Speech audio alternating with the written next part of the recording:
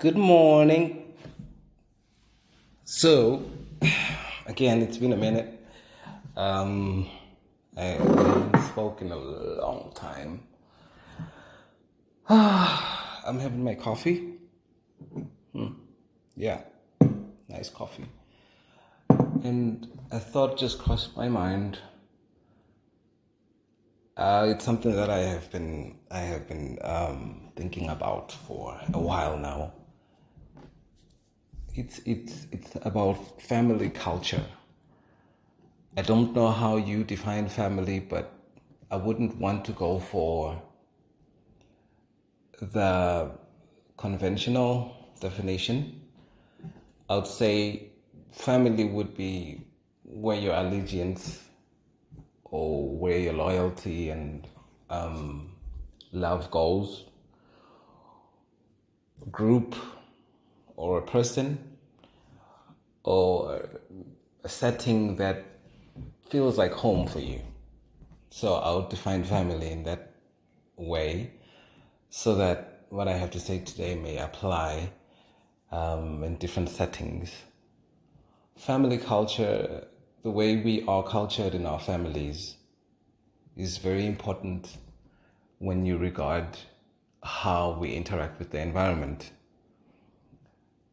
Almost 90% of who we are is because of family.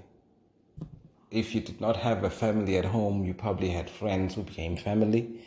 So those people cultured you to be the way that you are today. The norms, the values, the behaviors are taken from that set of group. So you are basically what you are because of family. Later on in life, you might evolve to another culture or another setting, but originally, where you come from or where your heart calls home is where you were cultured, and typically you become who they are. The problem with family culture is this: if the family culture is not healthy, 90% of the time you will have unhealthy relationships, whether romantically or friendships or work relations, whatever the situation might be. The issue is that the culture that you learn from the family or from where you're coming from dictates how you interact with the environment. If, for instance, in your culture, waking up in the morning and say good morning to one another is something that you do religiously and you regard as an important aspect. When you get out there and you meet someone that doesn't say good morning in the morning, all hell will break loose. He or she probably was not cultured like that. They grew up in a family where they just wake up and go, or they don't really bother saying good morning to one another.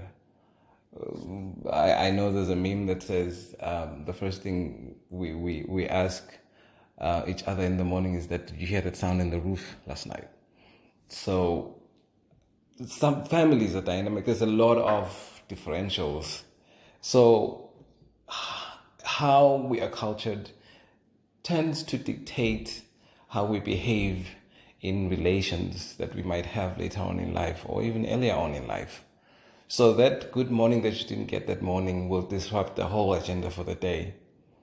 In actual fact, you will find yourself moody and not talking to your partner because you feel like they don't love you enough to say good morning. Oh my goodness, what kind of a creature is this?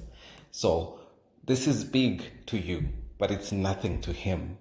So what you will tend to do is that if you don't get these mornings now and again, you'll start complaining and you start demanding them in a relationship. If you get someone stubborn who just doesn't get it, you might find yourself taking the issue back home where judgment will occur. The family will sit down. And when you start complaining that he never says good morning, guess what will happen?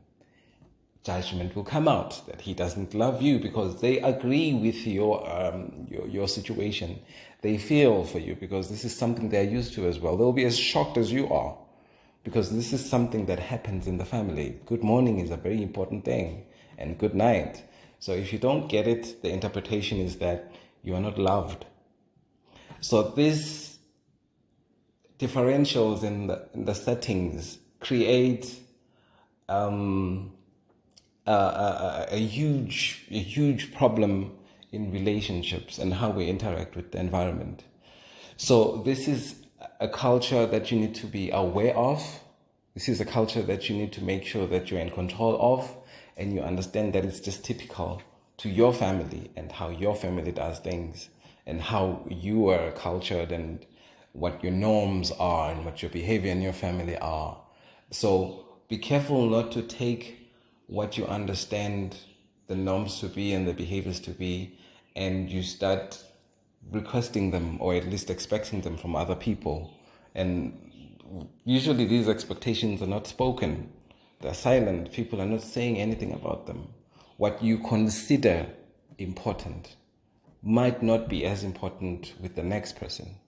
And because it might not be as important, be careful how you approach it when you talk to the person. Talk to them in a way that you understand. You would prefer that they say good morning, but also have some sort of tolerance and acceptance that they just might not see it as important. If you are strong enough, just accept them for who they are and how they do things. So these norms and these behaviors tend to clash in relationships. And when they clash, the first things that we think of are we are not loved enough because they're not like our family. They don't care like my family does. So we know care, we know love, we know interaction, we know all these nice things about life because we understand them from our background and our families. So for those that are in a relationship, for those that are willing to get married, for those that are starting a new culture in a workplace, be careful not to first impose your culture. Be careful not to misunderstand other people. Be careful not to overassume or assume badly. Try and understand that we're coming from different cultures, and from that understanding, learn to tolerate and accept so that you can live well with other people and understand that we are cultured in different ways. There would be less fighting and less strife if we would have some sort of understanding and acceptance for one another and for who we are. And then as you come together and morph into one, what tends to happen is that you then develop your own culture. For those that are Christians, they then take up the culture of Christianity.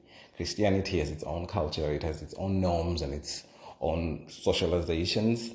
So when they get there, they leave their own cultures and the way they understand things, and they take the principles of God.